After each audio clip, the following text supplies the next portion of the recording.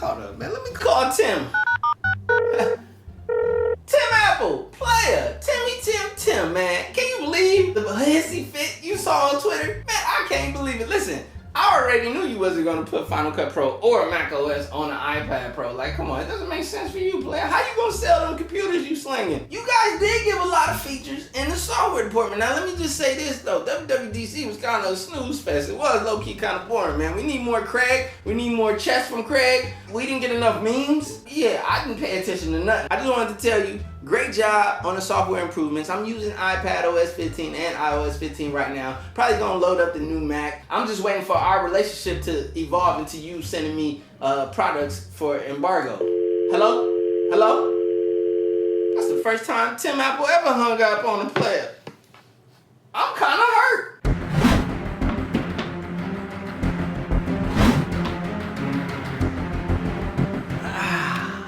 What is up, YouTube? So today we're gonna talk about the big misconception and misinformation around WWDC surrounding the iPad with the iPadOS 15, the M1, and then later, probably in a separate video, we'll talk about iOS 15. Yes, I have iOS 15 and iPadOS 15 running on these devices right here. Actually, all three of these devices are running the latest iOS. And I probably might put the brand new macOS on this MacBook Pro 16-inch for kicks and giggles, and also just to give you guys an update and to speak on my experience using it over time. Here's the thing.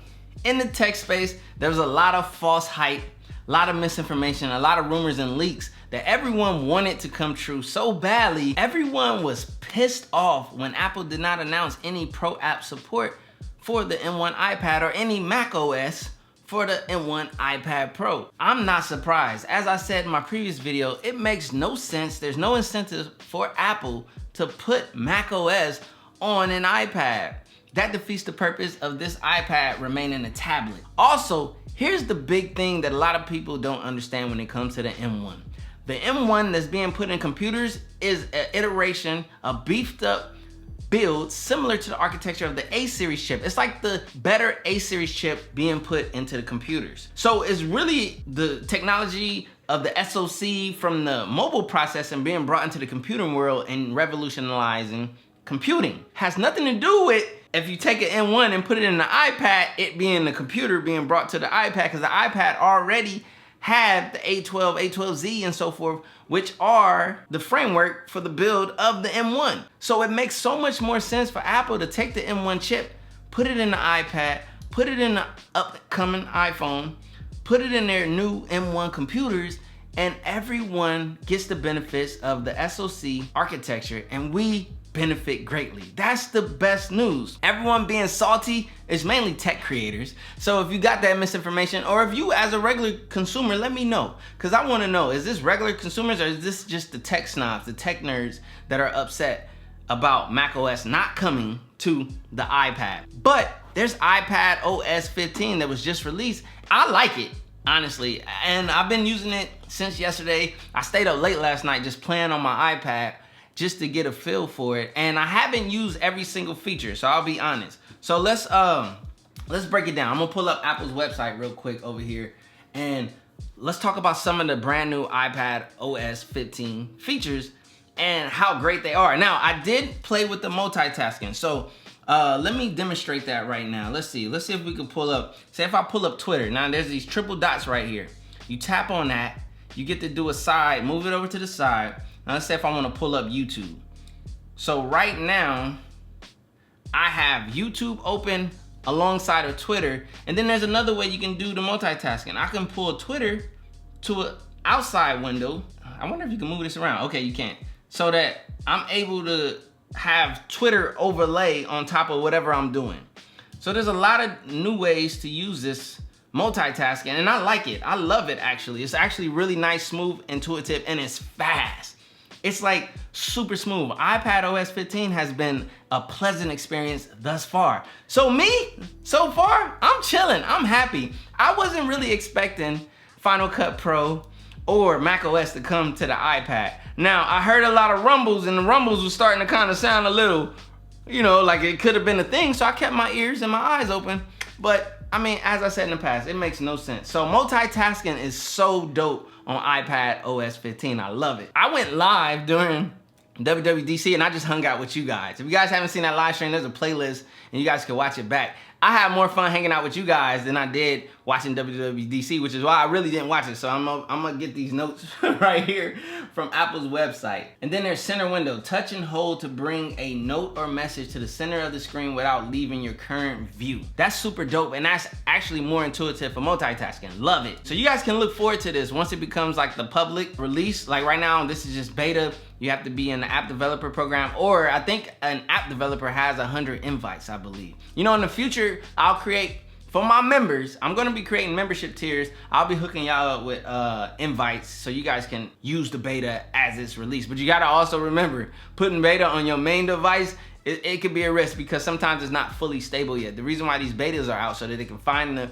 glitches, people can start developing their own apps right now, and they can use it and they can test it on iPadOS 15. So by the time it goes live, they're prepared and ready to go. So here's a fun note. I'm absolutely what would you call it? I'm a champion, I'm a cheerleader of the Magic Keyboard. I think it's dope. But I've recently, like last night, I discovered, I don't really use my iPad Pro without the Magic Keyboard much, and I started doing it, and I actually love using it that way. And I still love my Magic Keyboard, don't get it twisted, especially for typing and things like that and doing messages. I'm far more accurate on that keyboard than I am on a touchscreen keyboard. But the keyboard is huge on the iPad, and it's real smooth and nice to use. So they got the Widgets App Library. Now this is something I like. They put the widgets up here, and they kind of integrated into the app layout, and I really did like that. So when I first turned on iPadOS 15 on this iPad, it just laid my widgets out across the top, and I love that. Instead of them being off to the side and everything, they're actually on the main home screen, which makes so much more sense. You know what I mean? We do it on Android and so forth. Why can't we do it on Apple? Well, now we can. That's why you gotta love the iPad for what it is. The chip, whether M1 or A12Z, A12 and so forth, it's all in that same powerhouse market. So you gotta love what we're getting with the iPad. That's why I had to just like dismiss a lot of the nonsense and foolery in the tech space going on right now. But I get it. Like, yes, Final Cut Pro on the iPad Pro would be dope. But does that help Apple? I don't know. It helps tech creators who want an iPad to edit on it. But anyways, I digress. Let's not go back down that road. Let's continue to talk about the brand new iPadOS 15 briefly. Like I said, I'm gonna do an update where I'm gonna really show you guys how these features are in a real world user experience. Okay, so Apple did introduce Quick Notes, which is really dope because you swipe up from the corner and then boom, I have a Quick Note. Super fire, boom, done. Then you hit done, and now that's saved. Now, how do I see all of my Quick Notes? There's a way to see them all. Let's see if they tell us. Access all of your Quick Notes right in the Notes app. So boom, so if we go in the Notes app, I should be able to see my Quick Notes. Where are they? Oh, here we go, Quick Notes. So all Quick Notes will be stored inside of the Notes app. So let's see, let's add another one. Another Quick Note. And then we hit done. And then if I go inside of the Notes apps, under Quick Notes, now you guys see all of your Quick Notes are there. That's actually super dope. Boom. Highlight text in Safari or add a link from an app and you'll see a Quick Note thumbnail next time. Okay, so let's test that out. So if I'm in Safari, right? So I'm here, right? Let's just say, okay, we're on iPadOS right here. And then this would be fun for this. Actually, we're gonna use Apple things. So if I highlight, say I highlight this. Oh, actually, let's do it like that. And then new Quick Note, boom. So as you guys can see, they got the Quick Note, and then I have the link from where I got it. So let me see, and then I put Quick Notes, and then I hit done. So now let's see what that looks like when I go into the Notes app. See. Okay, and then you tap on it. Oh, it pops up where you highlighted. That's actually pretty cool. So if I were to take notes, like I find something really informative on a website and I highlight it and then I put it in Quick Notes and then I write like my note about it and then I click on it in Quick Notes, it pops up like this. So I can go back to that web page that I had notes on, or wherever I was learning something, and I can have my quick notes on the side. Super duper dope and intuitive. I love that. That's actually really, really nice. That's fire. Let's see what else we got in here. Now, I'm not going to display every single feature. I'll show you guys more of that after I like use them all and get used to it. Now, I know there's a lot of new dope things with FaceTime and being able to share your screen, share music, share a lot of things within the Apple apps. And also, I like the new grid mode in FaceTime. I didn't like the shifting bubbles and things like that. So that's really cool, and I'm looking forward to that. It'll be dope, like especially if you have like a mastermind group. I'm in a mastermind group, and we share things with each other, share a lot of information. Say if somebody was trying to break something down on YouTube on the analytics and stuff, they can pull up. I'm working. So basically, say you're in a group and a person has some analytics breakdown and they pull up their YouTube analytics and they're sharing it in the FaceTime group with everyone. Now we got one person like instructing us and educating us all, and they're able to share it all in FaceTime. So that's super dope. Also, FaceTime, you can send a link now to people who don't have iPhones, you know, AKA Android users, and they can join in FaceTime as well.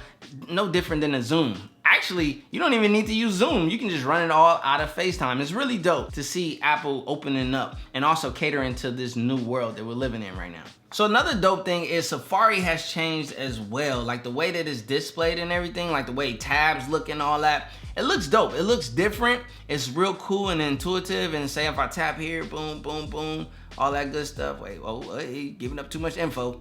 Ooh, what is this right here? Oh, that's the quick note. Okay, get rid of that, boom. I don't know, I just really like the overall feel of iPadOS 15 thus far. I'm gonna fill you guys in a little later. I just wanted to make a quick video to snap people back down to reality. It's actually really dope, and I'm looking forward to playing with a lot of these new features and so forth and reporting back to you guys. So don't get caught up, don't be disappointed. Yes, I did return my M1 iPad Pro if you're wondering, but that was already determined from the beginning because I have a 2020 iPad Pro that does everything that I needed to do, and there wasn't no full benefits for me personally just to upgrade year after year. But I do like the Thunderbolt, as I said in my video of why you should buy it. So if you're a new shopper, if you don't have a very recent iPad Pro and you're looking at the M1, it's definitely an ideal iPad Pro to pick up. So yes, the M1 isn't necessary to take advantage of iPadOS 15, say if you have a 2020 or 2018. But if you're newly shopping an iPad Pro, then the M1 iPad Pro makes the most sense for the future and so forth. So take that as you want to take it.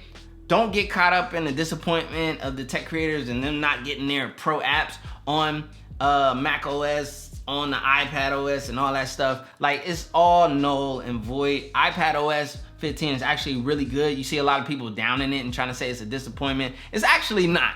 It's actually a lot of like things that Apple put into iPadOS 15 and iOS 15. So stay tuned for some of those things and to see how those features work in a real world user experience. Hit that like button if you like the video, smash the subscribe button, and hang around for more dope informative videos. I got you guys. You feel me? Peace. I put in work, you know I'm up to get it.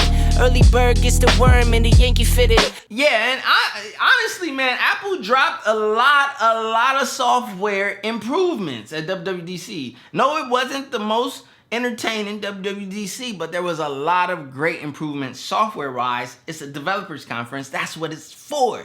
Simple as that, okay? Okay? Like, whoa, bags under my eyes and you know, won't complain, I'm tired, I'm on go. For that grip, 10 toes till they swole. For that grip, 10 toes till they swole. Remember those days, those L's, I couldn't sleep right now. I get paid, vacay, I'm staying B-side. Breaking the blues over steak, I gotta eat right. You could be my peace sign.